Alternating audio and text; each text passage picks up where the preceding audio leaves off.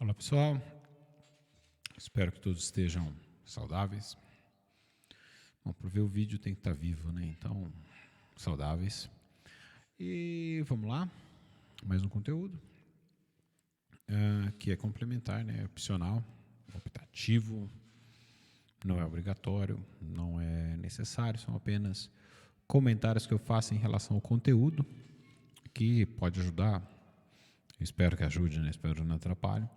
Em relação ao conteúdo que está sendo desenvolvido nesse momento para essa data específica, 23 de junho de 2020. Nós seguimos com o material principal sendo as referências, que é o livro do Casquilho e do Teixeira e o Reif. Então, vamos lá, hoje a gente trata o ensemble isotérmico isobário, que quem acompanhou o último vídeo até o final deve se lembrar que eu mencionei que esse ensemble é o ensemble que representa, de certa forma, condições de experimentos no laboratório, e que é um ensemble que acaba sendo utilizado para quem trabalha com simulações computacionais, em especial simulações de dinâmica molecular tradicionais.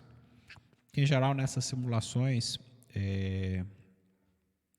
o que a gente faz é ter todo um tempo de várias rodadas de, vamos dizer assim, de equilibração até o sistema estar, vamos dizer, preparado para a gente poder rodar as nossas simulações. Então, nesse caso, o que a gente faz primeiro só para dar um exemplo aqui, ilustrar o que eu estou querendo dizer, é que no começo a gente vai lá, pega uma proteína, coloca água, coloca íon, coloca um monte de coisa, e claro que nesses processos pode acabar havendo a sobreposição de algumas partículas ou ter algumas restrições que acabam não sendo legais, então a gente acaba usando alguns passos iniciais, simplesmente com pequenos movimentos, para corrigir essas altas energias, para o sistema não explodir, né? Dois corpos não ocupam o mesmo lugar no espaço, especial se for férmions.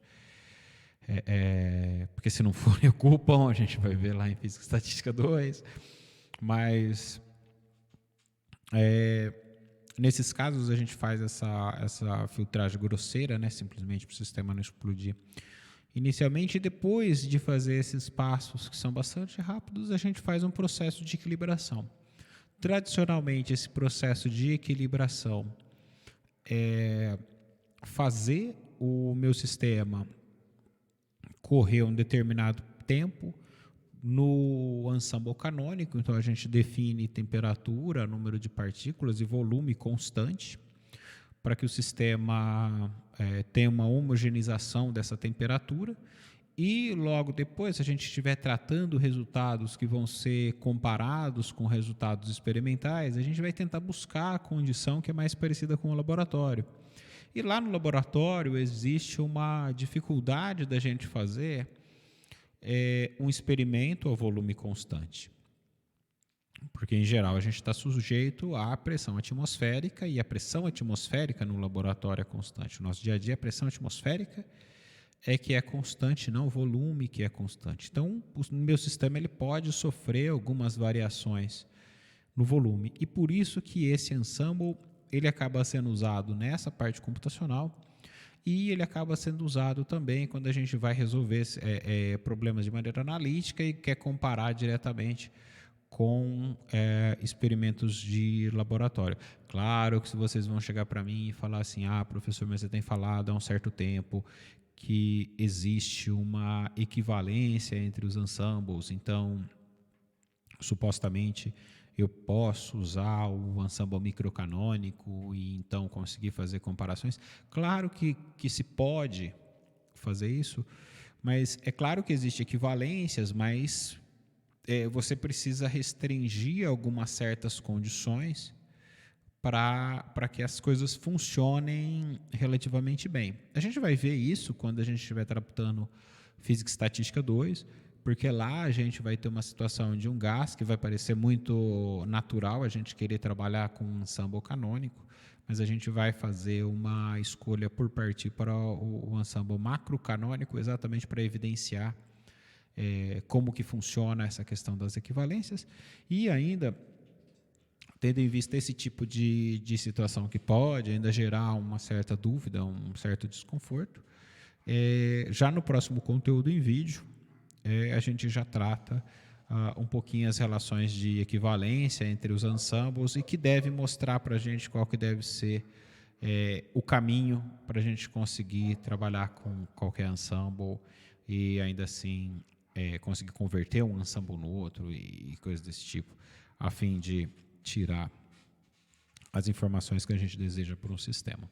Então, como eu falei, né, a temperatura no laboratório a gente consegue manter ou por ar-condicionado ou por algum tipo de banho térmico, ou às vezes você está numa região onde não tem grandes variações de temperatura ao longo do dia, né? Você vai fazer um experimento, vamos supor, um experimento de 5 minutos, é esperado que não tenha grande variação de temperatura, menos que existam causas naturais para isso. Então, no laboratório, a temperatura constante não é um problema muito grande e a gente está sujeito à pressão atmosférica, aí, né, que essa aí é a constante, que não permite a gente ter volume constante. E nesse ensemble, o que a gente faz é ter número de partículas constante, ou ligeiramente constante, né, mas aqui para os nossos cálculos ele vai ser constante. Quando eu falo ligeiramente constante, é perder uma partícula em 6 vezes 10 a 23, ou 10 partículas em 6 vezes 10 a 23, ou seja, uma situação que essa variação é desprezável. Então, vamos lá. De novo, a gente vai estar trabalhando com os mesmos procedimentos que a gente já viu e tudo mais. Então, tudo ilustrado de novo de maneira extremamente rápida e que funciona ainda de maneira bastante interessante para o aluno usar como exercício, né?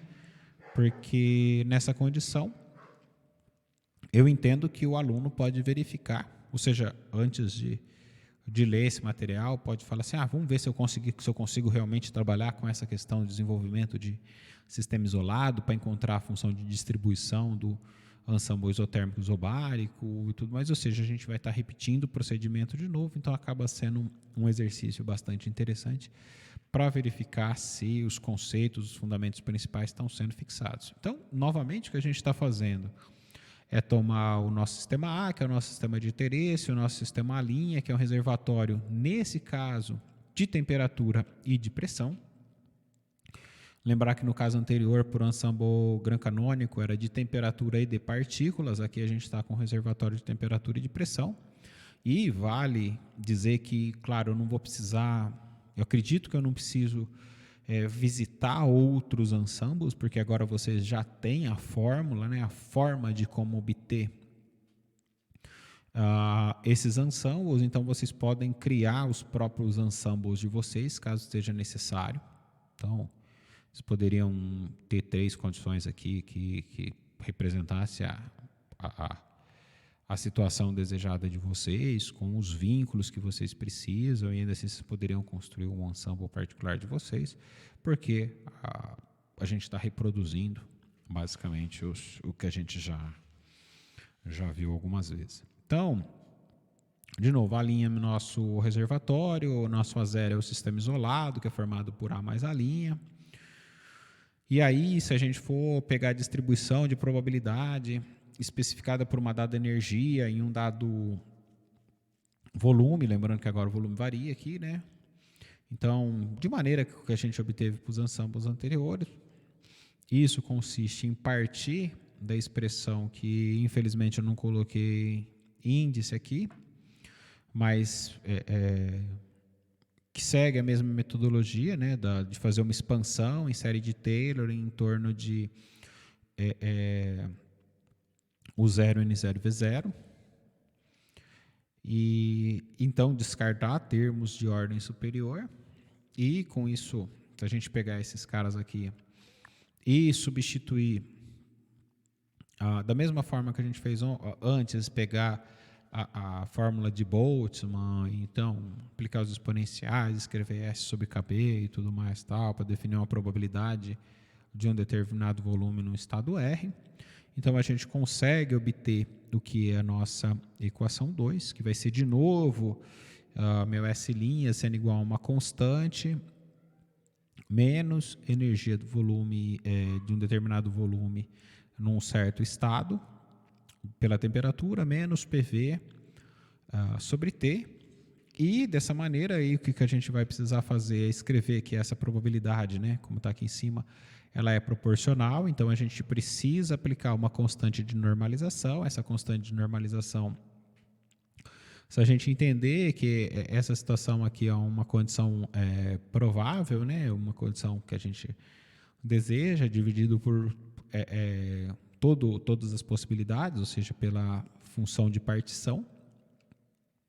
Então, dessa maneira, a gente entende que a condição de normalização deve ser a divisão pela função de partição. Nesse caso, a gente está trabalhando com função de partição isotérmico isobárica, então a gente está trabalhando com o ensemble isotérmico isobárico, então a gente vai acabar obtendo a função de partição isotérmico isobárica,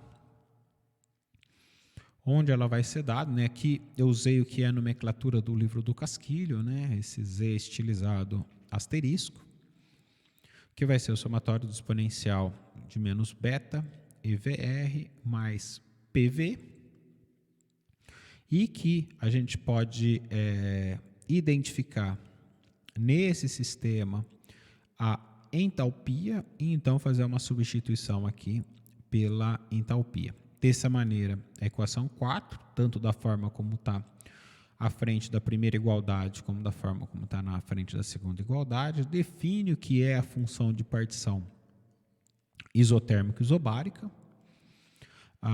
E aqui a gente ainda pode reproduzir um passo que foi feito lá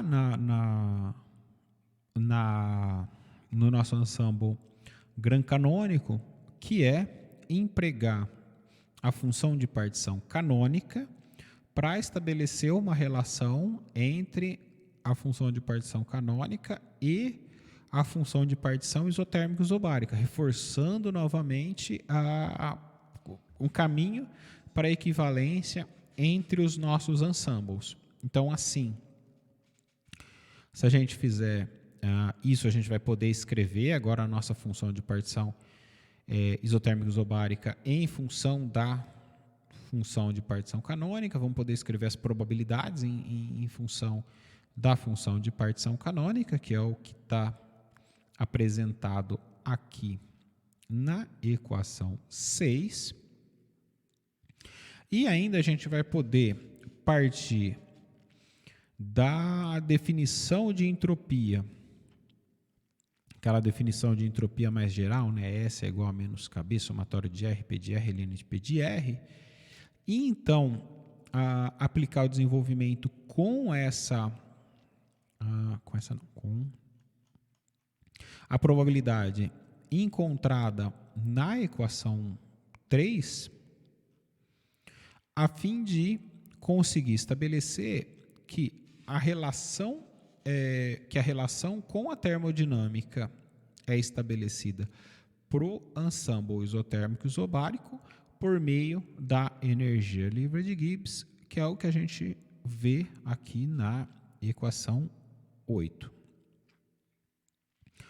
Então, para que isso seja feito, a gente precisa identificar, né, que a energia livre de Gibbs ele vai acabar sendo dado por energia interna menos TS, mais PDV, que é o que a gente consegue identificar aqui na equação 7. Claro que a gente vai ter que multiplicar a T aqui, né, para todos os termos e tudo mais, tal, mas que é uma continha simples e que permite a gente chegar nessa conclusão, que é a equação 8, estabelecer essa relação com a termodinâmica.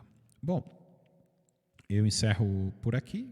Como vocês estão vendo, é basicamente a reprodução dos mesmos procedimentos, apenas com outros vínculos, né, colocados no no Ensemble. Então, eu acredito que a gente não vai ter grandes problemas aqui nesses desenvolvimentos. Funciona como um excelente exercício.